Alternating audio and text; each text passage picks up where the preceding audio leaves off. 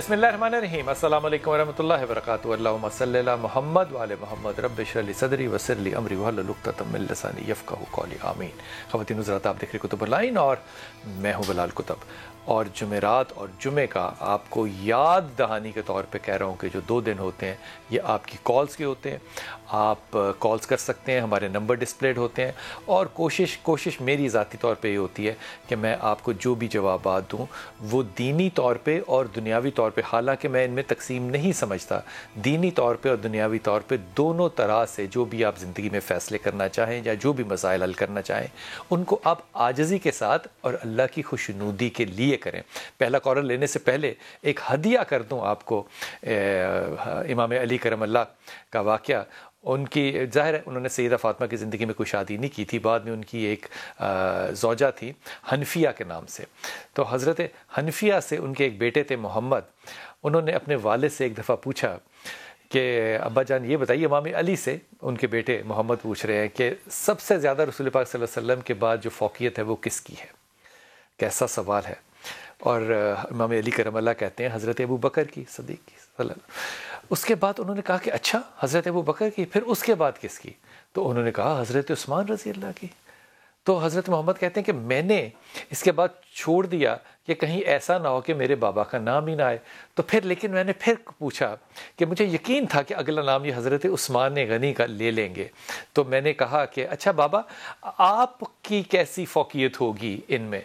तो उन्होंने, पता है इमाम अली करमल्लाह ने क्या जवाब दिया? हाय हाय, इस बात पे जी करता है कि कहिए कि कुर्बान जाइए अहले बैत के। क्या जुमला कहा इमाम अली करमल्लाह कहते हैं अपने बेटे से कि मेरा तो कोई मुकाबला नहीं है ना, मैं तो एक सादा सा सीधा सादा सा मुसलमान हूँ बस। ये जवाब आप मुझे ईमानदारी से बताइए, अगर आज भी किसी आलिम दीन से कह देना कि वो सिर्फ अपने आप को एक सीधा सादा सा मुसलमान समझे तो बड़ा मुश्किल होगा। दिल पे हाथ रख के कहिएगा। लेकिन जब ये जुमला इमाम अली करमल्लाह से सुनते हैं ना, तमाम ज़हनी मसाइल, तमाम शरई मसाइल, तमाम वो बहसें जो हम करते हैं सोशल मीडिया पे, बिल्कुल बेकार। जब इमाम अली कह रहे हैं कि मैं तो सिर्फ एक सीधा सा इंसान हूँ। इससे अगली बात जो आपसे करूँगा ना वो ये कि अगर आपने किरदार साजी करनी है तो फिर आपको इमाम की ये बात माननी पड़ेगी कि अपने आप को आजिज़ रखने के लिए सिर्फ सीधा सादा सा मुसलमान ही बना लें और इसी के साथ कब्र तक चले जाएं तो बड़ी बात है। पहले कॉलर हमारे साथ। जी अस्सलाम वालेकुम बेटा। जी फरीदा, फरीदा टीवी बंद कर दो बेटे। फरीदा बेटा टीवी बंद कर दो। जी तारिक अस्सलाम वालेकुम। जी अल्लाह का शुक्र। फरीदा बात कर रही हैं? आप ठीक है बेटा? टेलीविजन बंद कर दीजिए फरीदा। बिलाल टेलीविजन बंद है, बाहर ही हो जी। जी फरमाइए, जी फरमाइए फरीदा। बिलाल मेरी बेटी है मुनज़्ज़ा। क्या नाम है? मुनज़्ज़ा। मुनज़्ज़ा जी उससे पहले बिलाल आपसे बात की थी कि सर में बहुत दर्द होता है तो आराम नहीं आ रहा बिलाल भाई, तो आपसे मिलना चाहते हैं हम इसके सिलसिले में। बेटा ये बताइए उसके आधे सर का दर्द है या पूरे सर का दर्द है? नहीं बिलाल कभी ठीक हो जाता है कभी ठीक हो जाता है, दरमियान दर्द होता है सर में। उम्र कितनी है बेटी की? उम्र उसकी बिलाल भाई 18-19 साल है। ओके, गुस्सा कितना करती है? हम आपसे मिलना चाहते हैं बिलाल इसके सिलसिले में। अरे मेरे चंदा, जो इस वक्त मौका है वो तो पहले देख लो ना।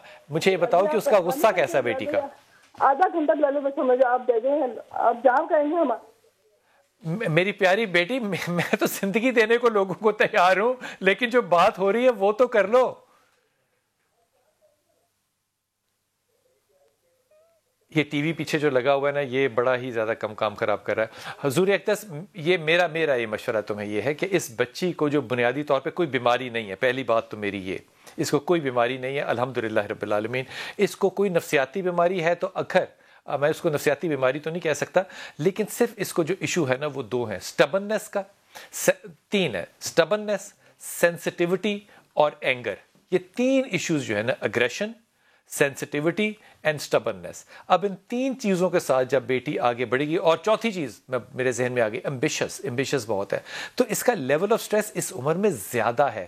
اگر آپ یہ کہیں کہ اس کے اوپر کوئی جادو ہے, ٹونا ہے یا کوئی اثرات ہیں, تو میرے پیارے بچے ایسا نہیں ہے بالکل بھی. سو ان معاملات کو رد کر دو. 18 سال کی بیٹی کو ویسے بھی ان چیزوں کے ساتھ ایکسپوز کرنا یا کہیں لے لو کے جانا, یہ بالکل بھی, میں تو قطعی طور پہ اس کے ساتھ ڈس ایگری کرتا ہوں. تقاضۂ عمر کے بغیر بھی میں اسے ڈس ایگری کرتا ہوں. لیکن پیاری بہن, اس چھوٹی سی عمر کی بچی کو کہیں نہیں لے کر جانا. یہ ایگریشن ہے, اس کو اوور ایکسپلائٹ نہ کرو. اس کو ریلیکس کرنے کے لیے ہومیوپیتھک ریمیڈیز اویلیبل ہیں, وہ دو. اس کے لیے جو تسبیح ہے وہ سب سے زیادہ اہم ہے, لا حول ولا قوت الا باللہ, یہاں تک یہ پڑھے وہ. اور دوسری تسبیح اپنے غصے کو کم کرنے کے لیے پڑھے, یا سلام, یا مومن, یا اللہ. یہ 2 تسبیحات اگر وہ ہر وقت پڑھتی رہتی ہے تو یقین کرو, مجھے کبھی یقین ہے اللہ پہ کہ وہ اس کو ہومیوپیتھک ریمیڈی کی بھی نہیں ضرورت پڑے گی. لیکن اگر آپ پروموٹ کرو گے کسی بھی چیز کو, تو سیلف سجیشن میں انسان جب چلا جاتا ہے تو پھر وہ مشکل ہوتا ہے. سیلف سجیشن ہوتا ہے کہ فرض کیجئے کہ میں یہ کہہ رہا ہوں کہ مجھے لگتا ہے میرے پہ کسی نے جادو کیا, 2 لوگ اس کی تصدیق کر دیں, ایک بھی اس کی تصدیق کر دے, اگر مسجد کا مولوی اس کی تصدیق کر دے, تو میں اس کو کنفرم کر دوں گا, حالانکہ وہ سچ بات نہیں ہوگی. پھر میرے پہ وہی اثرات ہوں گے. اس کو اگر میڈیکل زبان میں آپ دیکھیں تو آپ کہتے ہیں پلسیبو افیکٹ یہ ہو رہا ہے, اور وہ بنیادی طور پہ ایک پازیٹیو رزلٹ لے کر آتا ہے. اب 2 تسبیحیں جو میں نے کہیں, آپ بیٹی سے کہو یہ پڑھے, اللہ خیر کرے گا انشاءاللہ تعالیٰ. جی السلام علیکم طارق بھائی. السلام علیکم سر. وعلیکم السلام, کیسے ہیں طارق آپ؟ سر اللہ کا شکر. السلام علیکم پاکستان میں سب کو میں سلام کہنا چاہتا ہوں. زندہ رہو, زندہ رہو, زندہ رہو, سلامت رہو, سلامت رہو. واہ سر, آپ کی آج بات بہت ہی پیاری تھی اور جو میرے دل کو پوری لگی کہ سر کہ کہتے ہیں انسان کو سیدھی سادی زندگی گزار کے اور اسی طرح وہ قبر میں چلا جائے, سر اس سے بڑی کوئی بات نہیں. کیا بالکل بہت شاندار بات, بہت شاندار بات. سر میں یہ چاہتا ہوں کہ اب آپ ایک کوئی ایسی بات بتا دیں کہ جس سے ہم اپنی زندگی جو ہے وہ آسانی سے اور قبر تک عافیت کے ساتھ گزار لیں. سر میرا سوال یہی ہے کہ عافیت کے ساتھ ہم زندگی گزار, کوئی بات ایسی بتا دیں.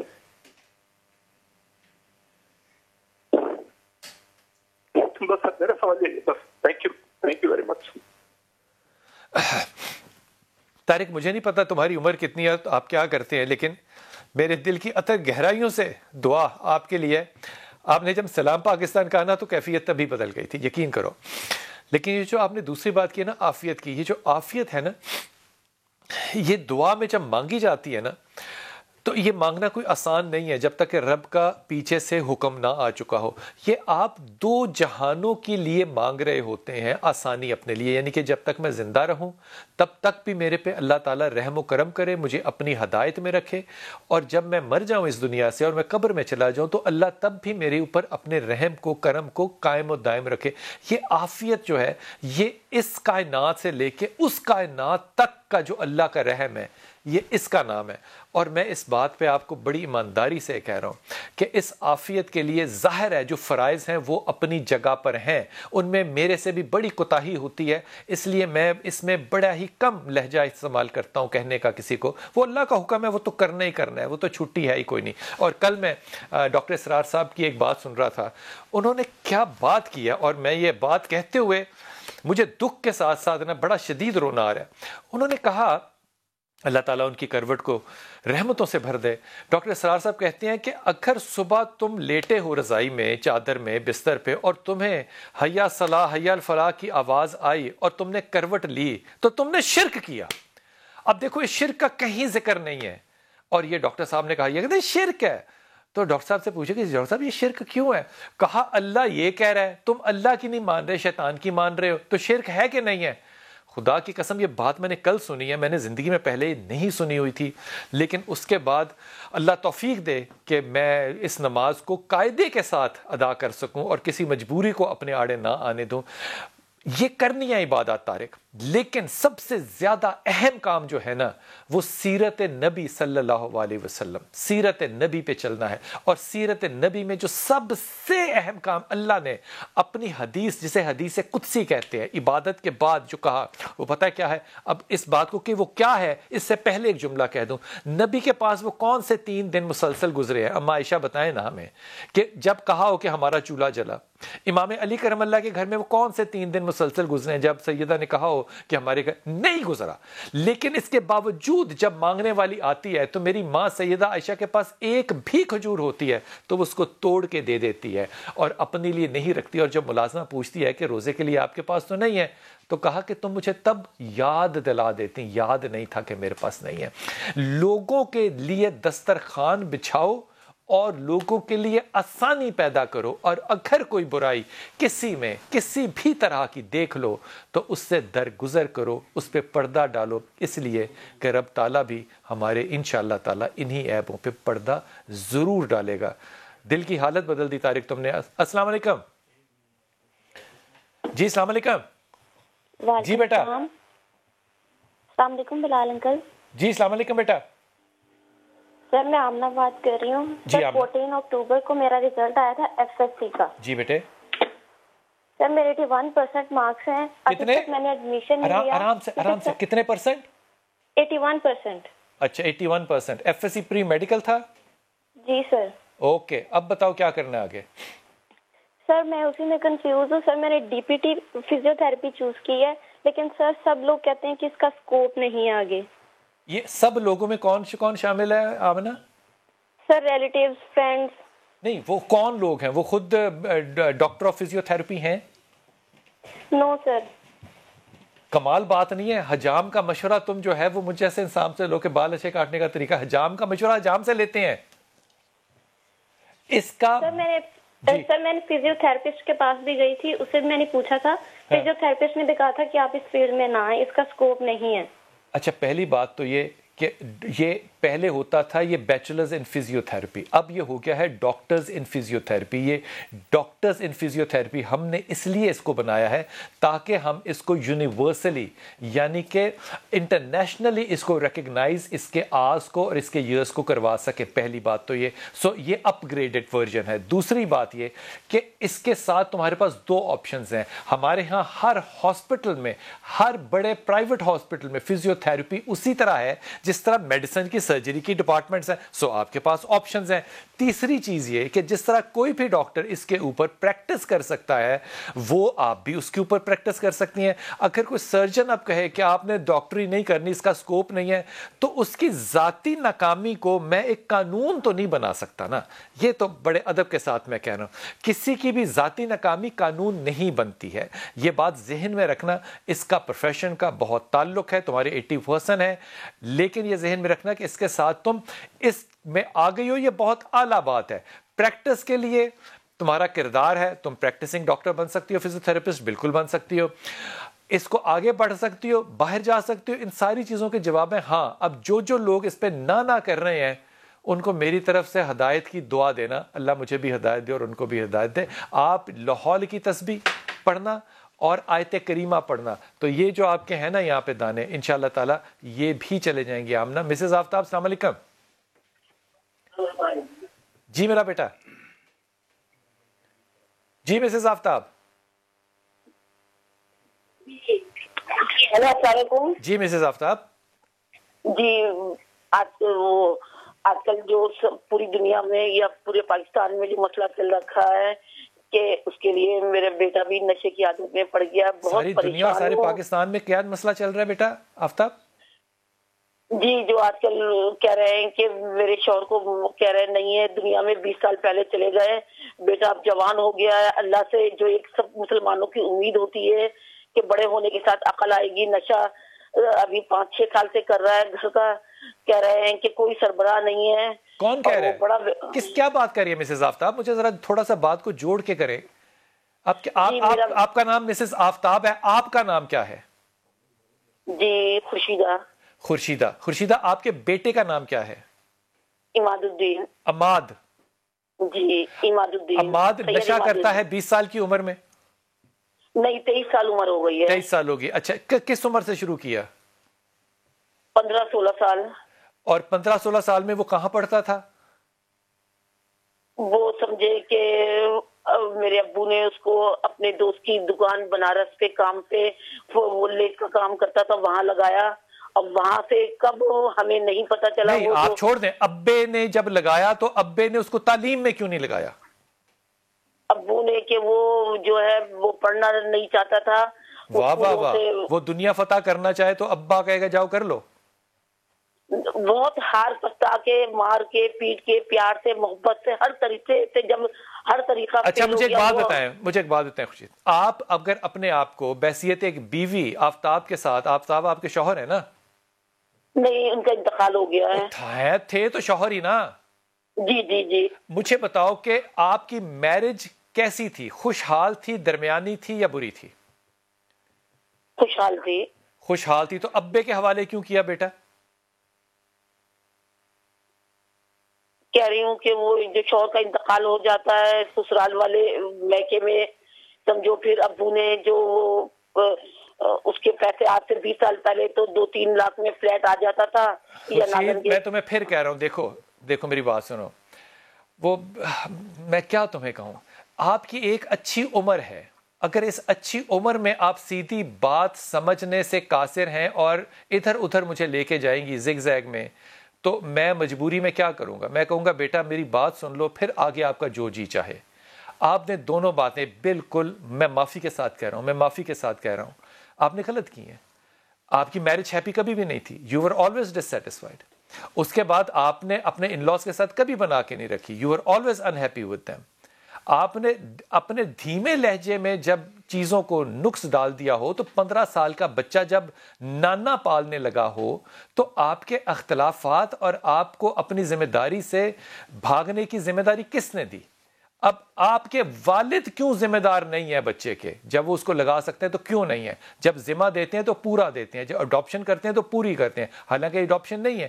لیکن جب آپ ترس کھاتے رہیں گے اور 20 سال پرانا وہ تب تھا, 20 سال پہلے یہ تھا, تو بھائی 20 سال پہلے ہم بھی تو جوان تھے نا. یہ کیسی بحثیں ہیں؟ یہ غلط بات ہے بالکل ہی.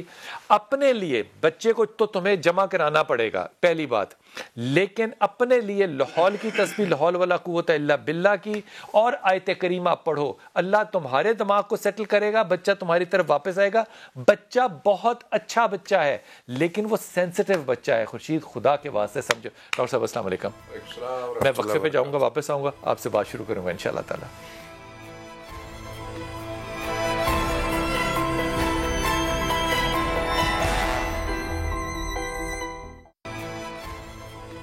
بسم اللہ الرحمن الرحیم. ڈاکٹر صاحب دعا جو ہے یہ اہم حصہ ہے زندگی کا. میں تو اس کو ایمان کا حصہ اور تقاضا بھی سمجھتا ہوں. امام علی کرم اللہ کی ایک بڑی مشہور دعا ہے جو کہ ہم ہمیشہ سنتے رہے کہ اللہ میں نے تجھے ویسا ہی پایا جیسا کہ میں چاہتا تھا کہ میرا رب ہو, اور میں تجھ سے راضی ہوں کہ میں تیرا عبداللہ ہوں. تو مجھے ویسا بنا دے جیسا تو چاہتا ہے. یہ عاجزی ہے یا دعا مانگنے کا انداز ہے؟ اعوذ باللہ من الشیطان اللعین الرجیم. بسم اللہ الرحمن الرحیم. یقیناً دعا میں عاجزی تو سب سے پہلا پہلو ہے, اس کے بغیر نہیں ہو سکتی. اس کے نہیں. گویا کہ عاجزی اللہ کے ہاں یہ اعتراف ہے کہ پروردگار تو قادر ہے, میں محتاج ہوں. بے شک بے شک وہ علیم البعزت الصدور ہے, دل کے رازوں کو جانتا ہے. دل میں بھی دعا مانگو وہ سنتا ہے, لیکن حکم ہے کہ ہاتھ اٹھا کے دعا مانگو, اور بھکاریوں کی طرح مانگو, لڑ کے مانگو, رو کے مانگو, تاکہ دیکھنے والا بھی سمجھے تو تم یہ نہ سمجھو کہ میری توہین ہو رہی ہے. خود مولا رسول اکرم صلی اللہ علیہ وسلم کا فرمان ہے کہ جس طرح بچہ ماں باپ سے مانگتا ہے ویسے مانگو. وہ روتا ہے, چیختا ہے, چلاتا ہے, پاؤں میں گرتا ہے, قریب اس کے دوست ساتھی دیکھ رہے ہوتے, کوئی پرواہ نہیں کرتا. کوئی اس کو کہے بھی صحیح کہ تم یہ کیا کر کے تم جاؤ تم اپنا راستہ چھوڑو. ہاں جی, اس وقت وہ جان چھوڑتا ہے جب اس کی حاجت پوری ہو جاتی ہے.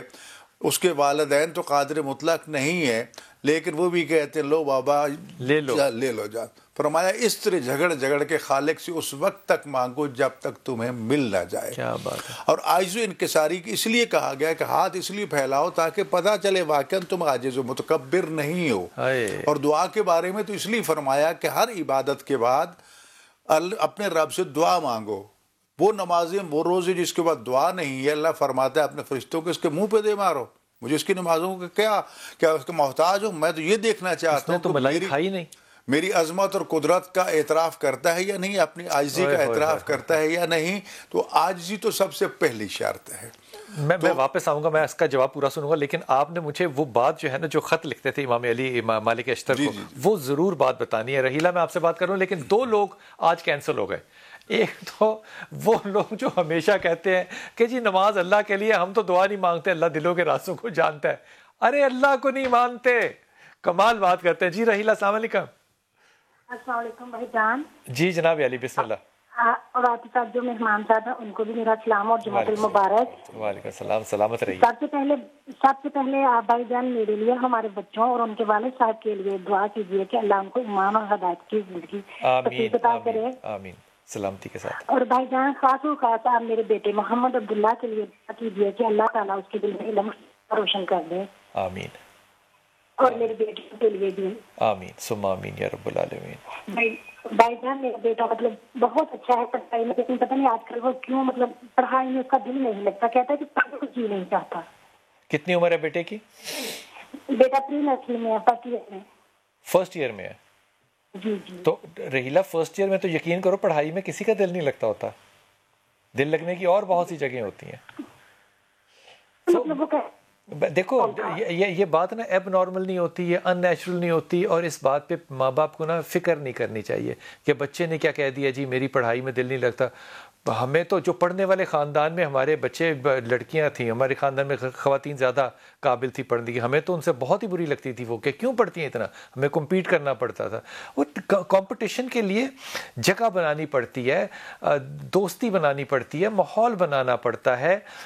زبردستی نہیں ہو سکتا کہ وہ ایسا کرے. بچہ ہے اور وہ بہت اچھا بچہ ہے، دس آئی ٹیل یو. لیکن رحیلہ آپ نے تھوڑا سا اس سے نا 1.5 قدم پیچھے نکال لینا. یہ 1.5 قدم میں کیوں کہہ رہا ہوں؟ کیونکہ یہ بانو قدسی اللہ تعالیٰ ان کو جنت کرور نصیب کرے، وہ ہمیشہ کہتی تھی کہ میں اپنے شوہر سے پیچھے 1.5 قدم پیچھے چلتی ہوں، 1.5 گز کہتی تھی.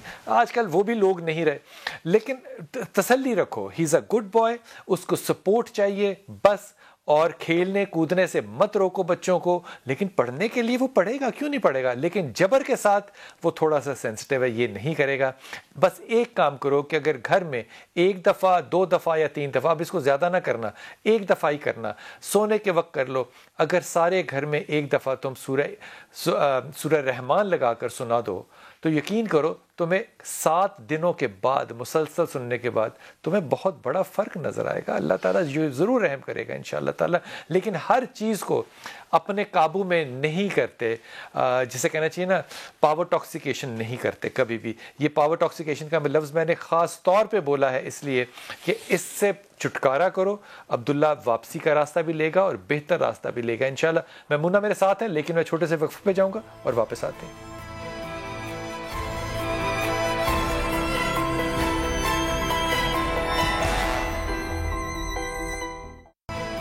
بسم اللہ الرحمن الرحیم. بہت سے ایسے نام ہوتے ہیں، میں ابھی وقفے میں سوچ رہا تھا، جو کہ ہمارے بہت سے بچوں کو تو خیر بڑوں کو بھی سمجھ میں نہیں ہوتے اور پتہ نہیں ہوتا، کیونکہ ہم زیادہ تر جب ڈاکٹر صاحب مذہب پڑھتے ہیں تو قرآن حدیث کے علاوہ ہم سمجھتے ہیں کہ کسی اور چیز کو شاید نہ پڑھنا چاہیے، لیکن تاریخ بھی پڑھنی چاہیے.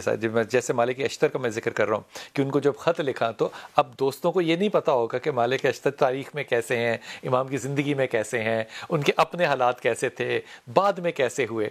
ان باتوں کو وہ جو خط لکھا تھا انہوں نے، اس کو ذرا بتائیے کہ وہ ایڈریس کیسے ہوا تھا. حضرت امیر المومنین علیہ السلام نے حضرت عمر فاروق کے دور میں، بلکہ حضرت عثمان رضی اللہ تعالیٰ عنہ کے دور میں، جب ابتدائی دور میں حالات مصر کے خراب ہوئے تو وہاں پر جناب مالک اشتر کو گورنر بنا کے بھیجا. یعنی سفارش ان کی تھی اور گورنر بن کے گئے، لیکن اپنے دور حکومت میں خاص طور پر ان کو بھیجا. اس میں جو خط لکھا اور جو ان کو یعنی لیٹر دیا یا آرڈیننس کیا کہتے ہیں آپ، نوٹیفیکیشن دیا، آج کے دور میں کہنا چاہیے جاب ڈسکرپشن، JD دیا، وہ جب یہ کرنا ہے، یہ دیا ہے، تو اس میں جو سٹارٹ لیا وہ الفاظ بڑے قابل توجہ ہیں. اوپر سب سے پہلے لکھتے ہیں من عبداللہ، میں عبداللہ، میں اللہ کا بندہ. علی کہہ رہے ہیں، علی کہہ رہے ہیں میں اللہ کا بندہ، امیر المومنین پھر اپنا وہ اتھارٹی بتا رہے ہیں کہ میں امیر المومنین بھی ہوں. کون؟ علی ابن ابی طالب. کس کی طرف؟ الا مالک ابن الاشتر النخعی. جی اب اس میں یعنی پہلے اپنے آپ کو یہ بتایا کہ میں بھی اللہ کا بندہ ہوں, کسی کے سامنے جواب دہ ہوں, مطلق العنان حکمران نہیں ہوں, اور یاد رکھو میں امیر المومنین, تو میرے سامنے جواب میں نے قانون کو نافذ کرنا ہے. ایک یہ چیز تو لہٰذا اس میں دونوں چیزوں کو ذکر کر دیا کہ اپنی اس حاکمیت کو بھی اور اپنی عاجزی اور عبدیت کو بھی. یہ تو امیر المومنین علیہ السلام کا فرمان ہے نا. خود ہم ہر روز تشہد میں جو پڑھتے ہیں شہادتین میں, اس میں کیا کہتے ہیں؟ اشہد ان لا الہ الا اللہ وحدہ لا شریک لہ واشہد ان محمدا عبدہ ورسولہ. پہلے عبد کو لاتے ہیں, پھر رسول کو لائے. یعنی عبدیت مقام اتنا بلند ہے کہ رسالہ سے بھی پہلے. ہم سورہ بنی اسرائیل میں پڑھتے ہیں جب معراج کا تذکرہ آتا ہے سبحان الذی اسری بعبدہ, یہاں بھی لفظ عبد استعمال ہوا ہے. تو لہٰذا مقام عبدیت تو بہت بلند مقام ہے, لیکن ہم سمجھتے ہیں کہ شاید اس سے وہ غلام مراد ہے اور یہ جس آمدہ مراد نہیں, ہم تفسیریں اس طرف لے جاتے ہیں. سوال اس وقت یہ ہے کہ انسان کو جب اپنے رب کے سامنے پیش ہونا ہے تو وہ تو ہے ہی عبداللہ, اللہ کے تو بندے ہیں ہی. جب نبی اللہ کے عبد ہیں تو ہم اور آپ کیا ہوتے ہیں؟ تو لہٰذا اس لیے دعا میں یہ کہا گیا کہ جو تمہاری حاجت ہے نا, اللہ تعالیٰ کے اسماء جو صفاتی اسماء ہیں یا رسول خدا صلی اللہ علیہ وسلم کے صفاتی اسماء ہیں, ان اسماء کو اللہ کے سامنے بیان کر کے وسیلہ بنا کے اپنی دعا مانگو تو یقین اللہ تعالیٰ میرے ساتھ ہے. لیکن سب لوگوں کے لیے یہ جو بات ہے نا عبد کی اور عبداللہ کی, یقین کیجئے کہ لوگ جس طرف مرضی لے جائیں, لیکن میں نے آج تک, میں نے ذاتی طور پہ, ہو سکتا ہے ایسا ہو, میں نے ذاتی طور پہ کوئی ایسی تفسیر نہیں پڑھی جس میں اس بات کو عاجزی کے ساتھ پرسیو کر کے اگلی بات کی گئی ہو. اس کو ہمیشہ ایک اور نظر سے دیکھا گیا. لیکن اس میں ایک میں جی وہی جو شروع آپ نے کیا جناب علیہ السلام کا یہ کلمہ ہے کہ الہی کفار بھی عزن, اے اللہ میرے لیے میری عزت کے لیے کافی ہے کہ میں تیرا عبد ہوں, میری عزت کے لیے بس یہی کافی ہے, یہی کافی ہے, میں تیرا عبد ہوں. اور پھر میرے لیے یہ ہے کہ تو جیسا میں رب چاہتا تھا ویسا مجھے مل گیا ہے. میرے اللہ جیسا تو بندہ چاہتا ہے مجھے ویسا بنا دے. یعنی یہ پیغام ہے امیر المومنین علیہ السلام کا. ہائے ہائے ہائے. میمونہ جی السلام علیکم بیٹا. السلام علیکم بلال بھائی. جی وعلیکم السلام بیٹا. جی میرا پتر. بلال بھائی سب سے پہلے تو میرے والد صاحب کی مغفرت اور میری والدہ کی صحت کے لیے دعا کیجیے گا. اللہ تعالیٰ ان کے لیے آسانیاں پیدا کرے, ان کے درجات بلند کرے اور ان کو ہمسایہ بنائے ان تمام مومنین کا جو عاشق رسول ہیں صلی اللہ علیہ وسلم.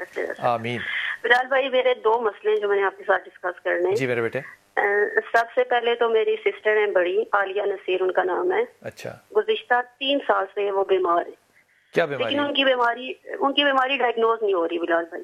وہ یو کے میں ہوتی ہیں, ہر قسم کے ان کے ٹیسٹ ہو چکے ہیں, لیکن کوئی مطلب سمجھ نہیں لگ رہی کہ ان کو بیماری کس قسم کی. عالیہ نصیر کے شوہر کا نام نصیر ہے؟ نہیں, یہ ان کا ساتھ فادر نیم ہے. ان کے ہسبینڈ کا نام ہے ناصر حسین. ناصر حسین. تو ناصر حسین کی کیا رائے ہے کہ عالیہ کو کیا پرابلم ہے؟ وہ تو یہ کہہ رہے ہیں کہ کوئی میڈیکل پرابلم ہے. ڈاکٹر کے پاس وہ گئی ہیں کووڈ کے لیے. میں تو آپ کو پتا ہے کہ وہاں پہ آن لائن ہی ان کا چیک اپ ہوتا رہا ہے. بلال بھائی ان کے ساتھ مسئلہ یہ ہے کہ ان کی جو لیفٹ سائڈ ہے نا, وہ ایسے فیل کرتی ہیں جیسے ان کی پیرالائز ہو رہی ہے. مطلب لیفٹ سائڈ ان کی سویل بھی کر رہی ہے اور کھا پی بھی اتنا زیادہ نہیں سکتی. اگر کچھ زیادہ کھا لے تو 3 سے 4 ٹائم وہ واش روم میں جاتی ہے. اور وہ ان کی جو سائڈ ہے وہ کہتی ہے کہ مجھے ٹھنڈی مطلب جو ہے نا ان کو محسوس ہوتی ہے. تو اس سلسلے میں آپ رہنمائی فرماتے ہیں کہ ان کا میڈیکل ٹریٹمنٹ ہی جاری رکھنا چاہیے یا کوئی روحانی ان کا ہونا چاہیے؟ نہیں, پہلی بات تو یہ کہ ان کو کوئی روحانی مسئلہ نہیں ہے, پہلی بات. دوسری بات یہ کہ سب سے پہلے پاکستان کو دعا دو کہ کووڈ کے اندر یہاں پہ آپ جہاں چاہیں, آپ کو امریکن اور یو کے بورڈ کے ڈاکٹر جو ہے نا وہ واک ان کلینکس میں مل جاتے ہیں. آپ واک ان کریں اور کووڈ کا ٹیسٹ کرائیں. آپ کیمسٹ کے پاس جائیں اور وہ اپنا جو ذاتی ٹیسٹ کی کٹ ہے وہ لے لیں. ہم کتنا ساری زندگی پاکستان کو مطلب کرٹیسائز کرتے رہے, لیکن کرائسس کے اندر وہ ممالک جو کہ فرسٹ ورلڈ ہیں اور ہم جن کو کہ تھرڈ ورلڈ کہا جاتا تھا, ہمیں اللہ نے کتنی سہولتیں دی ہیں مومنہ, کتنی سہولتیں دی ہیں خدا کی قسم. اما اللہ اللہ ثم آمین ثم آمین ثم آمین. یہ کمال ہے. اس بچی کو ایک پرابلم میں ڈائگنوز کر سکا ہوں، میں دوسرا پرابلم ڈائگنوز نہیں، لیفٹ سائڈ والا نہیں کر سکا، مجھے نہیں پتا وہ اس سے ریلیٹڈ ہے کہ نہیں۔ اس بچی سے کہنا کہ پہلے تو ہر قسم کا اناج چھوڑ دے۔ ایک اس نے جو واحد ڈائٹ کھانی ہے وہ ویجیٹیبلز ہیں، ٹینڈے، گھیا، لوکی، اس طرح کی یہ چیزیں، اور بغیر گوشت کے، اور اس کو پکانا دیسی گھی میں ہے اور بس چمچے کے ساتھ کھانی ہے، اور باقی جو پینے کے لیے ہے اس کے وہ ہے کاوا، چائے کی پتی کے 2 دانے ڈال کے، یہ سارا دن وہ پیے۔ بریکفاسٹ میں یہ بادام چھلا ہوا مکھن کے ساتھ، وائٹ مکھن کے ساتھ کھائے۔ اس بات کو وہ 4 ہفتے کرے ریلیجسلی، اور کچھ نہیں کھانا۔ پھر مجھے آپ نے بتانا ہے کہ ابھی کیا صورتحال ہے، لیکن اگر اس کو اس کے باوجود بھی پرابلم آئے تو اس کو کہنا کہ ایپل سڈرا ملتا ہے نا، نیچرل ایپل سڈرا، اس کا 1 ٹی سپون آدھے گلاس میں ڈال کے وہ پی لیا کرے کچھ بھی کھانے سے پہلے۔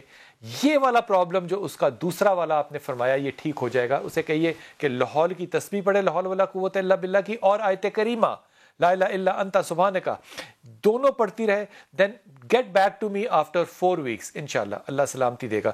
حضور اقدس عاجزی نہ ہو اور نماز ہو اور اس میں خیال بھی آتے ہوں اور دعا بھی کہتا ہو بندہ کہ کیا مانگنی، اللہ کو تو پتہ ہے کہ میرے دل میں کیا ہے، تو پھر یہ مزاج کیسا ہوا؟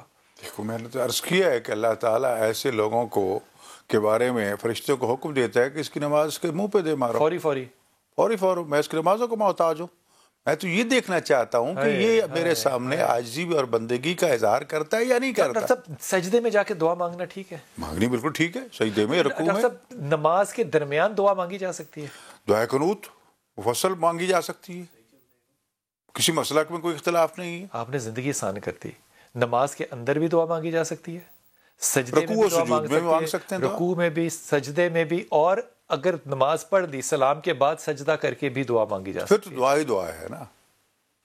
اللہ نماز کے بعد تو دعا اللہ آپ کو خوش رکھے، سلامت رہیے ڈاکٹر صاحب، بہت شکریہ، اپنی دعا میں یاد رکھیے گا، انشاءاللہ ملاقات ہوگی۔ السلام علیکم ورحمۃ اللہ وبرکاتہ۔